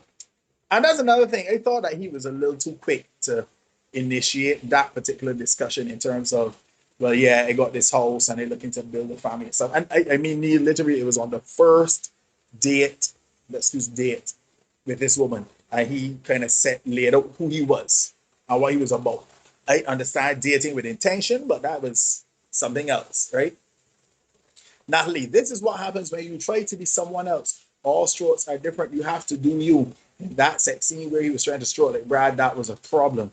It has to be a problem. Fat. It has to be a problem. Cooper can only stroke the Cooper. Jennifer stopped talking about all the picture when she says, yeah, I will leave that comment there. There's some people who want to go and watch it for themselves. Please go and watch it. Dion made a comment earlier, Derek, where she said, hold on, let me find it. It was a one that I wanted to address. I am so confused why that's a problem. It depends on what is a deal breaker for individual redivorce. What is the problem? Why women initiate 70 to 80% of all divorces? So, do you think 100% of those that 70 to 80% was because of demand? Because demand not fulfilling certain needs? Because you don't see a problem why 70 to 80% of divorces are initiated by women? You think 100% of that is demand, cheating, abusing, not fulfilling? Shoot, 20 to 30% of men file for divorce, meaning that we more than likely can stick it out. We can adapt, we can talk, we can figure it out, we can do whatever, whereas 70 to 80% of women do not. And you're going to say it depends on what is the reason for the deal breaker. So we got to go case by case. The point is, to me, the glaring number there is that 70 to 80% of women just walk away. They're willing to initiate divorce. How many times we see amicable splits, irreconcilable divorce, circumstances and divorce, right? Where they're better off as friends or whatever like that. It is showing that, this can sound bad, but it seems as though women don't get what they want. So, well, I'm done with that. Because to me, every man I know, whether they're in a relationship or they are married or whatever, right? The men stick it out. I ain't saying all the men don't cheat. I ain't saying all the men whatever, but the men just stick it out. Men are committed. Men willing to do the hard work, the commitment that lets them say, you know what? Let us go to therapy. Let us talk about the issues. What am I not doing right? I will try to do something right. Here's what you are not doing right.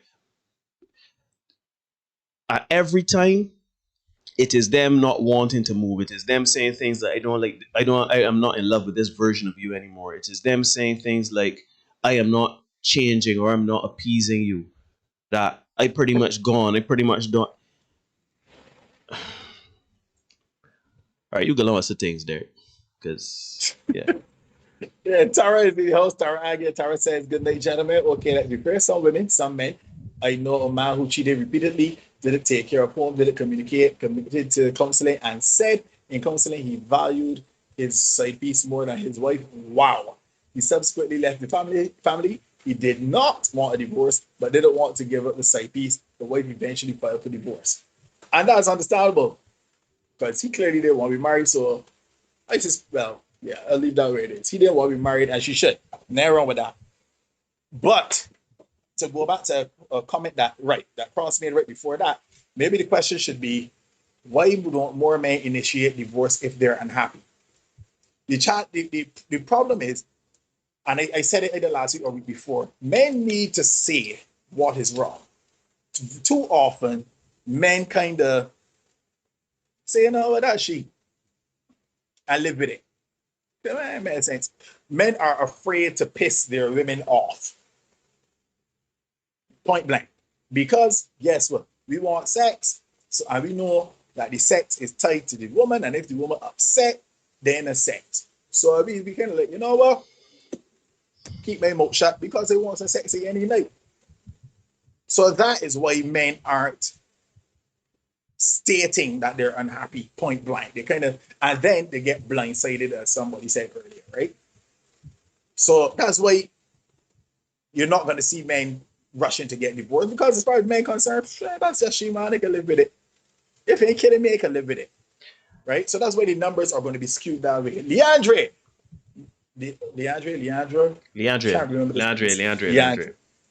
says, I will watch the series, so no spoilers if possible. I don't want to give you any more. I really don't. And then she says, but I have to ask if Brad was so good. How come she was no longer with Brad? And that is the question of the night. That was the question, the first episode for me. That is the question of the night. Why is this woman, let me not be disrespectful because it comes over that way. Why is Billy so hung up on Brad? If he is so good, why did she leave? Ain't got nothing at all to do with anything else other than the sex. You could fight me on that. Beyonce said, I can't say why, because I don't know what all the reasons are. I'm not saying that the reasons are valid for me. And I'd like the... Okay, let me continue a little bit more. Jennifer says most women cannot handle being in a situation where men cool with it. Not sure what that means. Process, who wants to take it up? Okay, yeah, I saw that. No, good. Because there are some comments there talking about who wants to stick it out in a happy and miserable marriage, right? Let me ask you all a question. Some of y'all are married, some of you have been married, and some of you want to be married. Some of you don't know what marriage is because you've never experienced it, right? But let me ask this. I know you agree, Cross. Good will turn you stupid.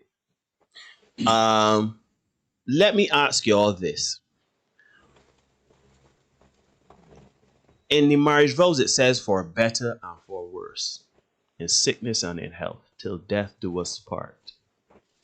I don't know how many of y'all take those vows. I don't even know if y'all are Christian or believe in those vows or whatever, or the ceremony part of it. Let me stick a pin there, Neil, right? And just to be clear, having attended a wedding only 2 weeks ago, the priest was very clear to say that there's no or in the vows. And it's for better. And no, for better, for worse, for richer, for poorer. So you gotta take all. Yeah. So here's my thing, right? I like the fact that y'all are questioning, y'all are saying things like unhappy, who wants to stay in an unhappy marriage and a miserable marriage, etc. Right? But here's the thing, right? Do you know what till death do us part means? It means essentially forever, till you're dead, till you drop down, till one we pass on, right? And I understand there are the extremes, the abuse, the contention, the straight out and out inconsideration, and just the mental anguish and everything like that, right? But let's be honest. There are a lot of relationships, right? A lot of relationships out there where something like the willingness for both parties to just come to a common ground, talk about things and seek therapy would do a lot of wonders for everything. Because we get on this thing about who gonna stay in an unhappy marriage, but shoot, Cross, you be unhappy every day of your marriage. Every day of your marriage, you be happy with your partner. And if you have been so far, congratulations, because that's amazing. Do you anticipate that you're going to be happy with your partner for the rest of your life? We just got to be careful with this unhappy and miserable thing, right? Because we get to this point where it's like, I ain't unhappy. This man is making me unhappy. So you know what? I'm done with this. You're not talking to the man about why you're unhappy. You're not trying to get to the bottom of why you're unhappy. Shoot, the man ain't opening up about why he unhappy. The man ain't even coming out to say why he unhappy. Right? So I get triggered when a lot of people say, who can stop being unhappy and think that is why marriage has become disposable. That is why men have become disposable. Because at the end of the day, right, it's like as soon as I am not happy, as soon as I am having a month of feeling off, I'm done with that. I know so many married couples I've seen, 80, 100, all types of old couples I see, because I watch them on YouTube and on Facebook every now and then. Every time it comes, my time let this thing, right? And they just say they got years where you and this person ain't gelling. It ain't that you are happy, it's just that when they're gelling, when they're talking, there's an air of tension in the house. You understand? But you still doing, as Derek would say, the old people say, abiding. So at the end of the day, right, we just conflate this unhappy and miserable feeling, and we just run with it. And we just say, well, you know what? This ain't how it was when we first got married. This is the end of this. And about this life. And that is my problem. Because we just say the vows. And we just get in the church in front of all of our friends and family. I eat a big cake when it done. And then as soon as we got a period of time when we unhappy and miserable, we out and we gone. Men, y'all just gonna cheat. Y'all's gonna cheat. Y'all ain't willing to divorce because y'all say y'all ain't laughing or whatever. But y'all's gonna cheat because when they're seeking the extra in the extramarital affair. When I want the 10, the 15, the 20, all of that there from other things. Neil, you don't live in people's relationships, stress kills. Jennifer, I know I don't live in other people's relationship and I know that stress kills. So you're telling me exclusive. So then, based on what people tell me, man and woman, I can't speak on relationships. I have to say, you know what? I can't speak on people's relationship because I don't live in them. We making excuses. We are continuously making excuses. A friend of mine told me everybody is using excuses to be mediocre. Nobody is sticking out nothing. I ain't talking for other people's relationship. I tell you what I've observed through my personal experiences, from my male friends, from people I don't even know that's taught to me, from women.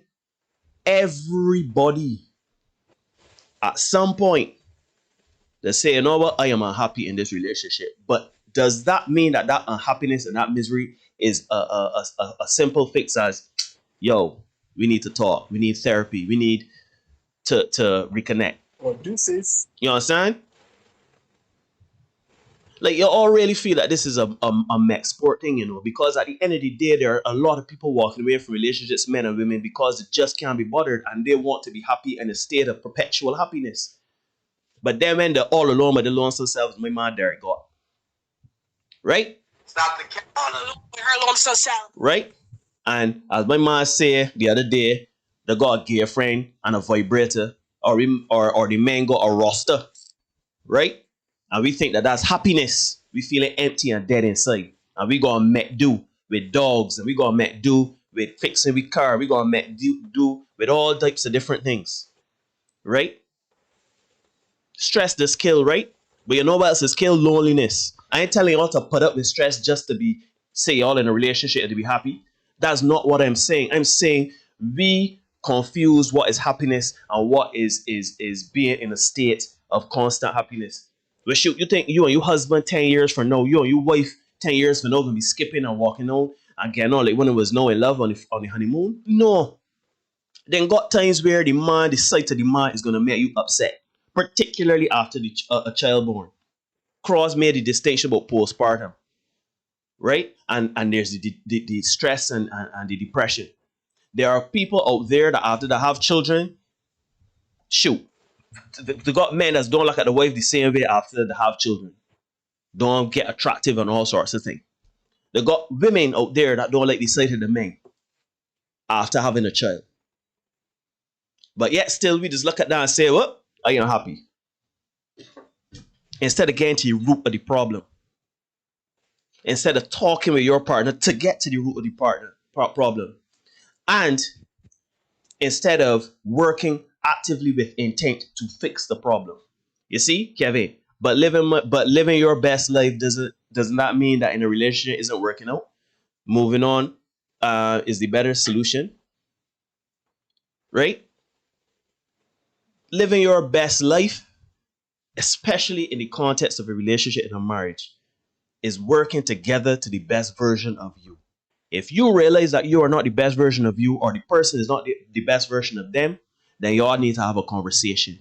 An honest, open, transparent conversation, maybe a series of conversations. But at the end of the day, if you all have had those conversations and you all cannot, after several conversations, after the therapy, after all of those things, you all can't find a recourse, then you call it a good night. But let us be honest, there's be a disconnect. Billy here in this picture talking, this is a work of fiction. 18 months, the man went down for her. And she telling me, she ain't tell the dude, she says she's screaming in her head at the man. The man didn't know that there's a problem. So now when she pick up and say, I want a divorce because I don't love you no more, the passion gone, the love gone, I ain't feeling this sorry. Then what? That's Cooper fault? Cooper now got give away half your assets, got make provisions to see children on a weekend. He got to deal with the heartbreak of losing his wife after being blindsided, thinking everything is good because she don't want to communicate. And that's the problem. The problem is that we are not communicating out here.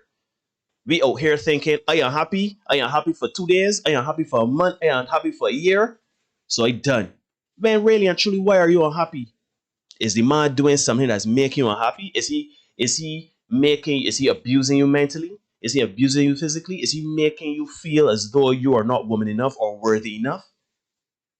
Why is the real problem we we don't feel comfortable or happy in this relationship? Why am I as a man going out partying every night and staying in the rum shop or not coming home to my wife?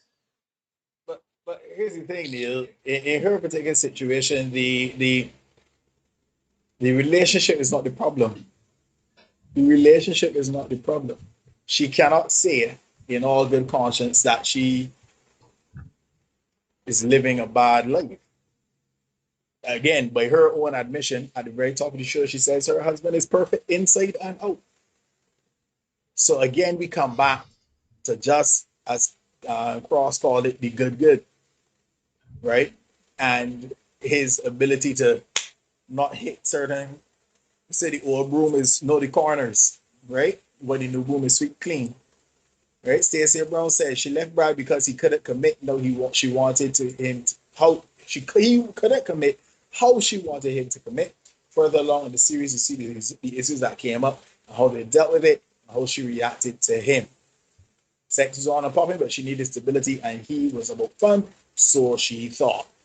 Dion says the Brad that turned up near the end of the series isn't the Brad that she left. And I am not certain that I agree with that. I still think that Brad is Brad. And I suspect we're going to see that when it spills over into season 2. I do not think, because I think Brad understands that he has some kind of power over her, some kind of control over her, because the sex was what it was. And she can't let go because the sex was what it was. So he wants back that sex. Does he want her? Who knows? And this guy is willing to say and do what he thinks he can or needs to get this woman back in his orbit. I do not believe for 1 second that he has evolved into this brand new Brad that is now ready and willing to have a family and all that. It sounds good. He's saying all the right things, but I am buying it. I am believing it. And TC says, TC can only speak for TC. There comes a point that you have to settle your ass in one place. Let me read that again. And let me say this, right? Teresia comes in here ever so often, and whenever she drops something, it's like a little nugget of gold. And I would like for us to really pay attention to what she says as a more seasoned person, a more mature person. TC, I won't go so far as to call you old, but a more seasoned person, a more mature person dropping these little nuggets in the chat, right? There comes a point that you have to settle your ass in one place. And when you settle your ass in one place, it requires you to let go of certain things. You know what I mean? But my girlfriend, Billy, she says straight up, she want it all, right? And I see Cross made a comment here. Try to find it, don't want to misquote her. Right before that, where she says, divorce and breakups aren't necessarily a bad thing. It comes down to how both parties wish to live and love together. I understand the premise of it, but there are bad things when you go into a situation like that and you end up, as my girl Keisha will tell you, all alone by her lonesome self. one of the things that TC says often when she comes in here is that nobody wants to be alone. Nobody wants to be alone. And when you go and you destroy your relationships, chasing the 15% in her case, then you end up all alone by her lonesome self. Because I haven't seen the script, I haven't read any of the books, I haven't watched anything in season 2, but I am willing to bet that if this thing goes down the line that she is willing to throw her relationship with Cooper away, Brad is not keeping her. I'd be willing to bet, right? But I won't go into it. That's just my perspective on it. But that's why I could be wrong, but we'll see as it plays out, right? Kevin Taylor, Craig Salman says many of these long-term marriages have deep, dark secrets as a fact. Can't be perfect if she's screaming in her head. Right? But there's no such thing as perfect. They're still together. Yeah, there is no such thing as perfect. And I think that's the real problem that we got to get down to that. Tanya says Brad hasn't evolved at all. Stacey says true because there was something he did that was so toxic and I wondered why she allowed it.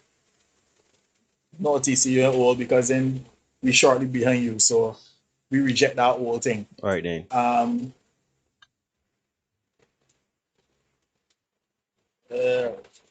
Right. And Sama said, and clearly Brad and this lady didn't have that conversation about what willing to accept or not accept. They didn't have much conversation, Sama. Brad and Billy had one thing going on. And it wasn't the rain. So yeah, it wasn't the rain. And for all the talk about the conversation was so intoxicating, nah, there wasn't that. It wasn't that. Yeah. So Tony is responding to something that I think Omar says. Okay, let me read this. Terence says, what you're searching for, there is no... I tell you to listen to Terence here. What you're searching for, there is no utopia. You got to hold on to the little things sometimes. There is no perfection. No, TC, when you're unhappy, just left. When you're unhappy, seek a divorce. Break up, leave. I'm miserable. Yeah.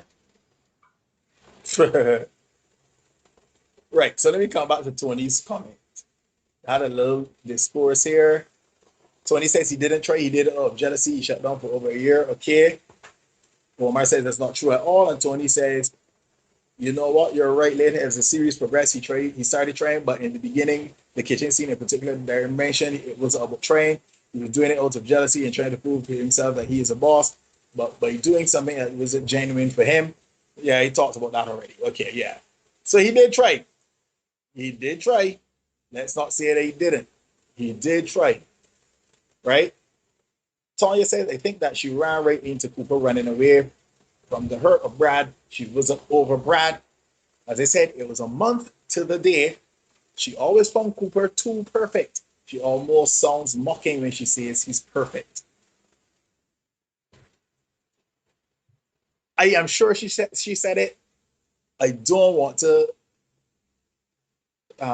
speak out the thing, but you could correct me if I'm wrong. I'm pretty sure she actually said that this guy was too good for her. Right? I'll go and watch it again just to be certain. But that's what really she knows point blank. And I know that that is contentious for you all to hear. But she knows that she's been, you know, on the carousel, as we said earlier. And that this guy doesn't deserve that. Which is why, for those of you who want to come for me in chat now, which is why, as Omar said, she lied about who she was in the beginning. She never mentioned anything to do with her past. When he asked her about it point blank, she kind of gave a little deflection and moved and skirted the issue. She knew that this particular guy did not deserve that particular version of her. So Dion settling. Dion said she knew she was settling. All right then. Because settling to me, he is settling for her. Because if you settling for a man like Cooper, if you are, I can say this again, if you are settling for a man like Cooper, well, life set up good for you. If you're settling, if you're settling with for a Cooper, 1% man, I mean, life ain't bad. Life is grand. Life ain't bad. Life is grand. And not that you say that, Neil, too, right? Let me come back to a particular point here. You got Cooper, a 1% man, Brad, too, a 1% man, both of them pursuing this one woman. Ladies, that is not real. That is not real. So don't decide now that you're going to left you, man, and going to try to find somebody else to come and it don't work so, ladies. If you got a good man, keep it. Don't just searching the 15%. Hold on tight. It ain't gonna happening. No, Dion, not settling down is what you're trying to say. She knew she was settling down. And that wasn't what she was accustomed to. She was settling down for housewife life she didn't really want. Don't say settling, because when you say settling, it means like, they're not better there, so let me hold on for Cooper. No. Settling down is what you're trying to say. Cause I refuse to believe that she was settling for a man like Cooper. Let's look at this comment Jennifer is making. The problem I have is you implying the woman was a whore, and the man can have all women and be a man. Let me see how they want to approach this. Okay, let's start from the beginning. The problem I have is you implying. I am not implying anything. I am reporting what she herself said. Right? So I'm not implying anything. If you interpret that she's a whore, well. And nobody. Those words never left my lips. I didn't imply anything. And I am not, and I never said anything about the man having all the women he want. Because in this particular instance that we're talking about, this guy, by her own admission again, has had no one. Has had no one. This is the particular point here now. She literally buries herself trying to run from Brad, which is why we come back to something Neil talks about every week on the show, some therapy. She needed to do some healing. When you see the amount of the number of things that they've been through together, I ain't gonna talk, you're talking, let y'all watch it. But the number of things they've been through, and then a month later you run into this guy and you move along smartly. Nah, time is heal everything, but not that little bit of time. Nah. They need a little bit more time. I see. You know what I mean? Jennifer is talking about in general, right? In general, Jennifer. That's fine. We never hold on. In general, we don't say that the man can have all the women and be a man, but the women that have enough men be a whore.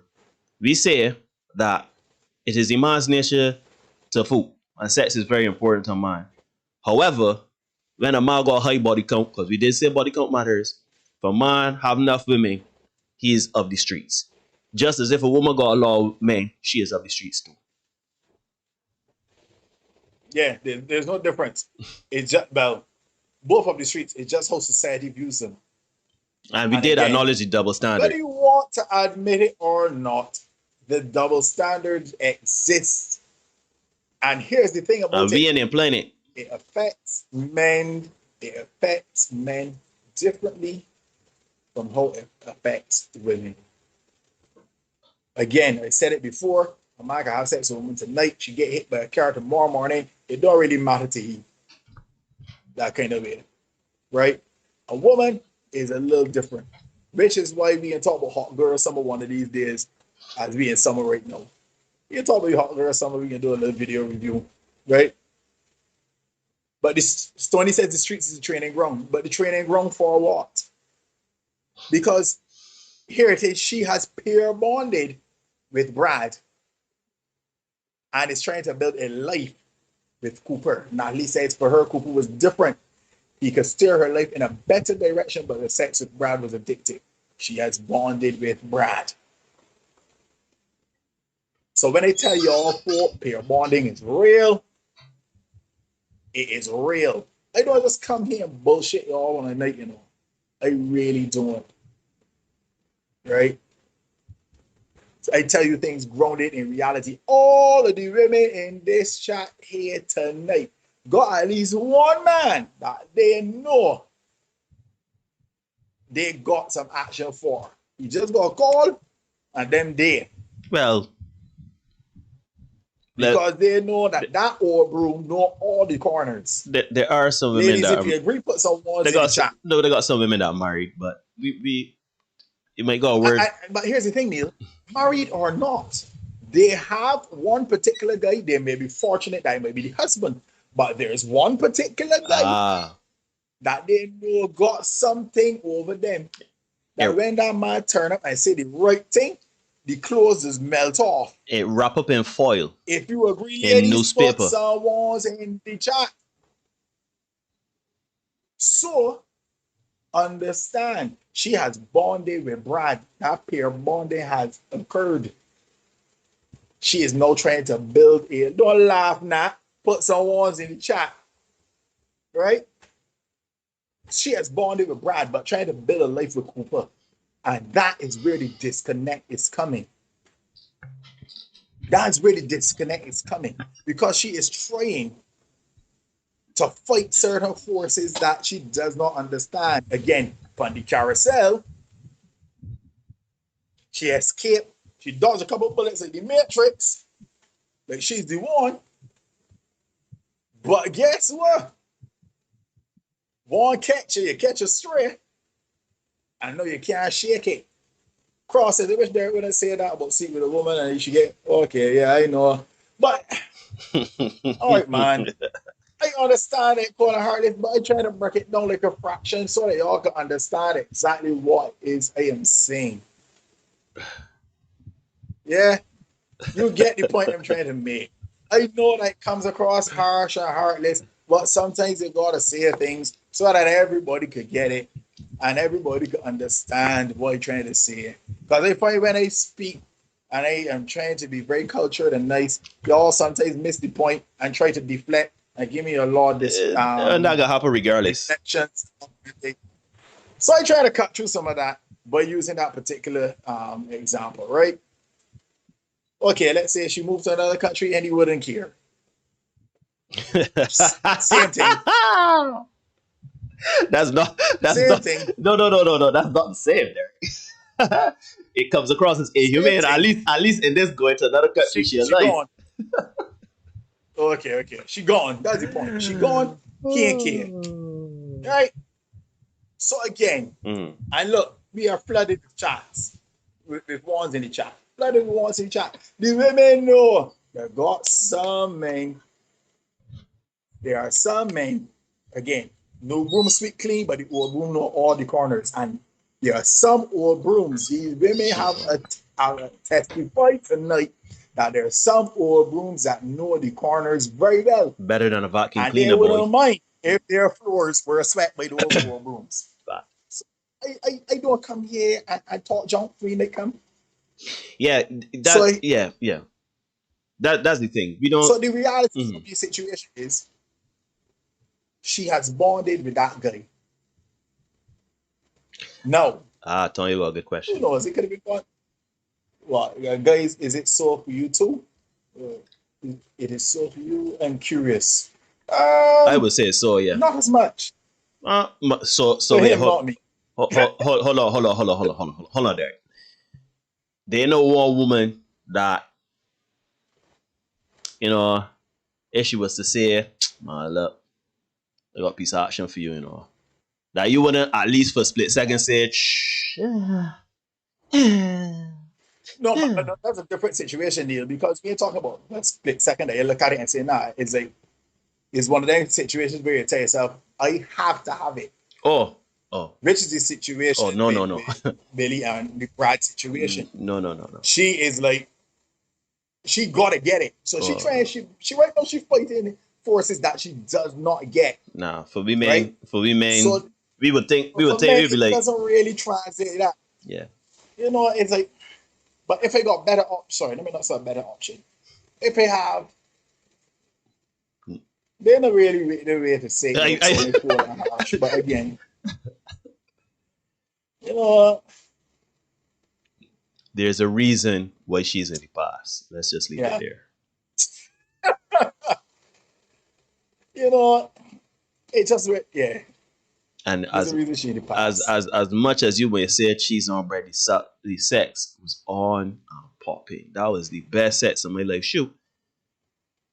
Everybody got the best. I can't want a boy tell me. Everybody got that one person saying, yeah, boy, that was the best sexual experience I've ever had. But for me, man, we might say the juice worth the squeeze. But you know, Neil, and I'm sure the men in the chat can testify too.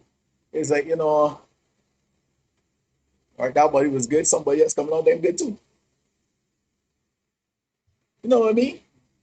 It's about the other things. They're trying to hold you here, Derek. Derek, don't move the goalpost. You didn't describe it as have to have it when you asked us if we have a favorite broom that will sweep all the corners. So basically, don't dipsy doodle. Don't dipsy doodle. The whole of be accountable, Derek. I do not dipsy doodle. Right? And I have to say that I don't find it works that way for men. A fellow was saying, yeah, that was good. But as far as he concerned, you know, next body we move on. They ain't moving the goalposts. Although I guess in this particular picture, it might be a case where Brad has decided, you know, like, yeah, this is the woman for me because of that. But I don't find that it translates like that for men. Yeah, for men. I am not dodging anything. What's going on? What's going on here? For men, again, we may think fondly of somebody. He promised only fast and nothing. You need to let that go. I've said OnlyFans has moved on. They have gone into a more mainstream entertainment. They're no longer going into sex work.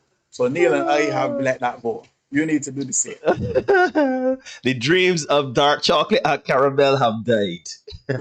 But yeah, they're all gone. But yeah, so yes, we do have that one person, at least one person we would say cheese on bread, boy. You know, that was action.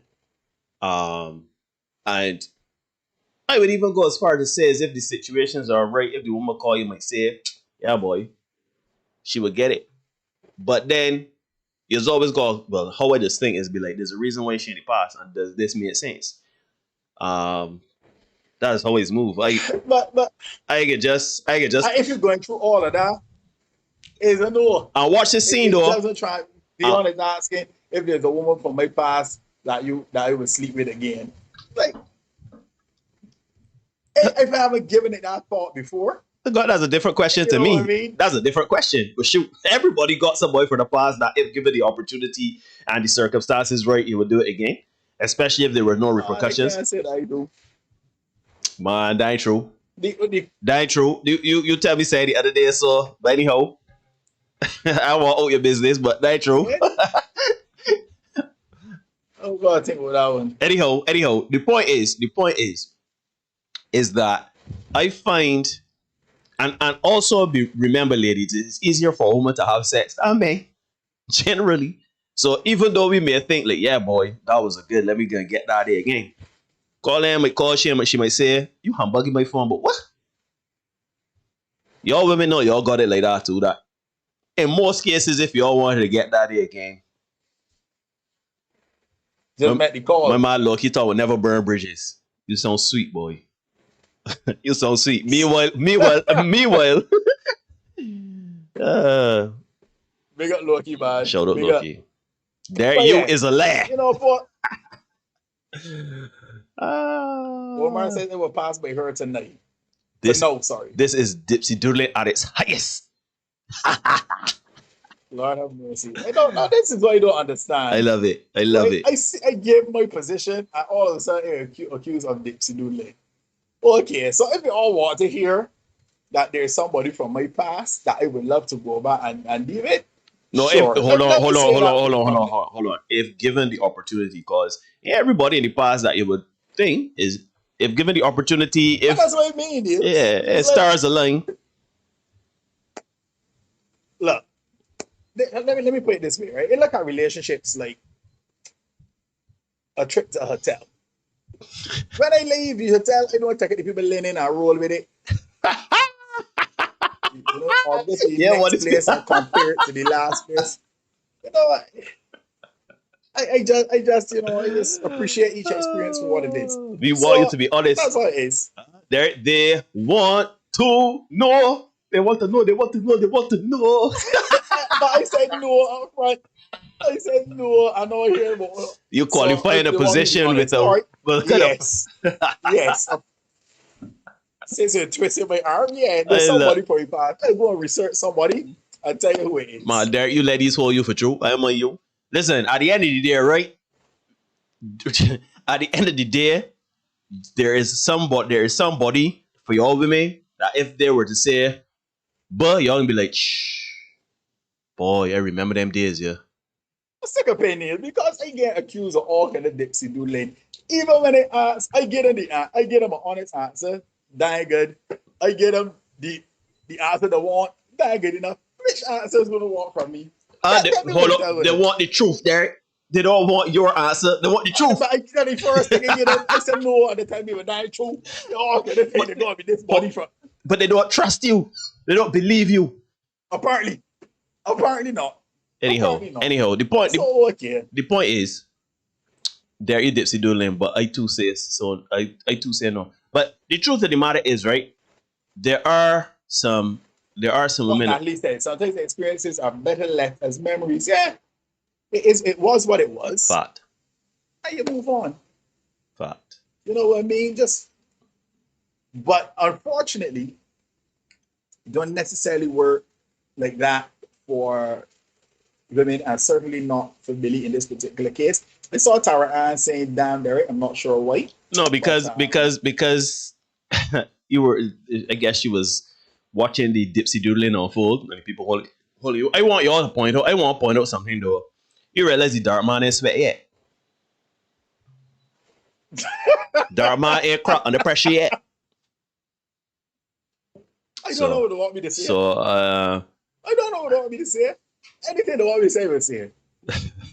Man, no, man, Derek, you gotta stick to your truths. Anyhow, first episode of 10 o'clock hour, man. Yeah, the episode of. Yeah, I figured that's what it was, Tara. The comparison to the hotel. Yeah, it's what it is. Right. No, it is what it is. You don't journal. You don't journal the memories. For me, I find. Let me take a pen again here. I find that it's best to approach. But for me, it's worked for me. Stoically, logically, that's how I do things. So, as Neil said, dark man is sweat yet. Dark man is sweat yet.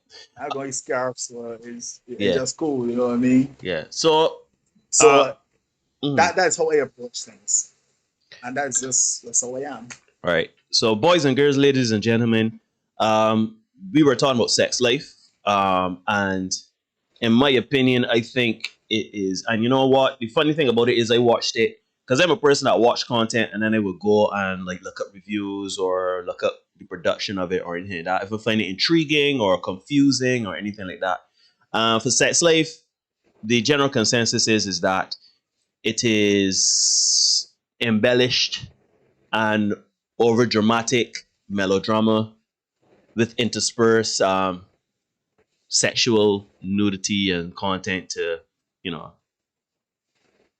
whatever. Like it's not, they don't have good reviews. The point is that and it is real funny because I think the reason why it is doing so poorly, it is not well received, is because people can't relate to that. People can't relate to having an ex-man that is a millionaire that you left, that had good penis and good this and that the next, but you leave him and then you walk right into another good-looking man that is a 1%er that treats you like a queen and does everything for you, and you there complaining like, "Cha, this man don't work it like the other person."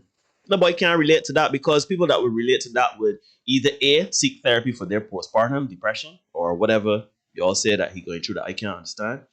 And or she would talk to her husband to say, you know, we need to spice it up or whatever, or she accepts the fact that that is what it is and she doesn't leave through unhappiness or miserable or whatever, right?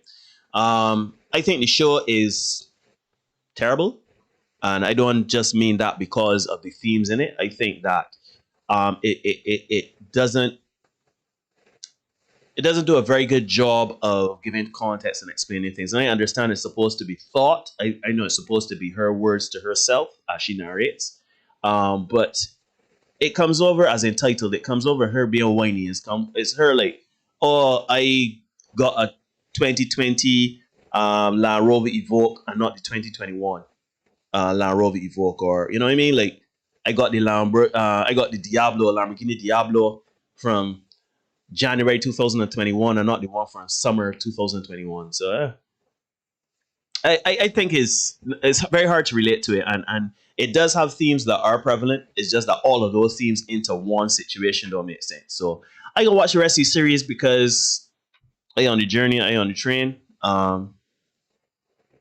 It does have themes that trigger me, and you know, for me, it comes over as for us men, we try hard, and we commit, but then because women don't see the commitment as how they want or their expectations are not met, even though they've committed in the beginning with no expectation, it feels as though we will never be enough, and it always goes back to what Derek says. You go, just man, just take care of yourself. Do for you. Be the better version of you for you, and keep moving forward and keep pushing forward and keep getting your paper up and keep getting your health up and getting yourself together. And the funny thing about it is when you do get your money together, your thoughts together, your health together, your mind together, your soul together, your house together, car together, everything together, find a woman ain't gonna be hard. It is not going to be hard. So yeah. Cross saying, I hear you, Neil, but I think that comment is unfair. Men commit and women quit.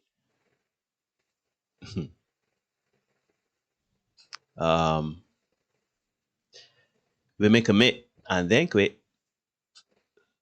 I don't know if that's better, but I don't know. But I try not to be bitter and old, as we've been told that we are. But yeah, from our standpoint, I'm not saying men don't quit. I'm not saying men commit. I'm saying from where I sit, from my experiences and from what I've seen around me from men and women, I feel as if you know, men commit and stick out, and women commit, but then through whatever reason, they give up on the commitment and move on. We could talk about it some more another time, but it's not a fair comment. Fair enough. We could get into it some more. It might not be a fair. It might not be a fair comment. Well, sorry. It may not be a nice comment to hear, but based on the divorce statistics, it's a fair comment to hear. I mean, so we could get into it some more. I have no problem talking about it. It's funny enough, I could have skipped the sex scenes and I watched it more as a case study on society. Embellish, yes, but true still. Yes, I am with you, Dion. Neil says he cannot relate, but I can very much relate to what I saw in terms of the hypergamy and all that playing Oh out. no. I didn't mean from that standpoint. I That meant for was I meant for the standpoint of very, very real. no. I agree. I mean, I couldn't relate for the standpoint of having everything, but this 10% or whatever, all your needs being met. It's just that you buying you back. You are happy. Anyhow, cross. Robert. You said that that's my perspective of balance is needed. Sure, I am open minded. I don't necessarily. I know it's my perspective for real, but we could talk about it some more. I ain't set in stone at the end of the day. That's what it's all about. Natalie said she disagrees. I'm not sure if what. I think she disagrees with my comment saying that women, well, that men commit, women quit. I didn't necessarily say it like that, but men and women commit. It's just that women quit quicker than men. I don't know how else you want me to put it, but I feel as though well, Marty, numbers speak for themselves. I was just about to say the numbers do speak. Experience does speak. 365 was porn. That's what I. Bridgerton, yes, Omar, having been Brad, I can tell you that this is a very real situation. So, and I know I got friends of mine who have been Brad, and they will tell you that sex life is a very real situation. So we can all kind of identify with it. Anyhow, we have reached the 10 o'clock hour. It's been another riveting discussion. As always, you'll be watching the Senate podcast. I know I should have cut the grass. I know I should have gone out and cut the grass on my tweezers tonight. Anyhow, sorry, Derek. I mean to cross you. Facebook, YouTube, you can the Senate podcast. IG, the Senate podcast 246. Also, senateinsession@gmail.com. You can email us. Yeah, you don't need to watch that cross. That was nonsense. It's all about, they call it Stockholm syndrome and all that, playing out bear jump. And yes, Tanya, the numbers are skewed towards women. 70 to 80% divorces are initiated by women. Yeah? So when Neil says women quit, that's what he says. Anyhow, we don't make up the rules here. We just make sure you know what they are. Be the best version of you for you. I will see you guys on Thursday. Peace and love. Be safe, boys and girls. You can go so far, baby. I hope it lasts forever, baby.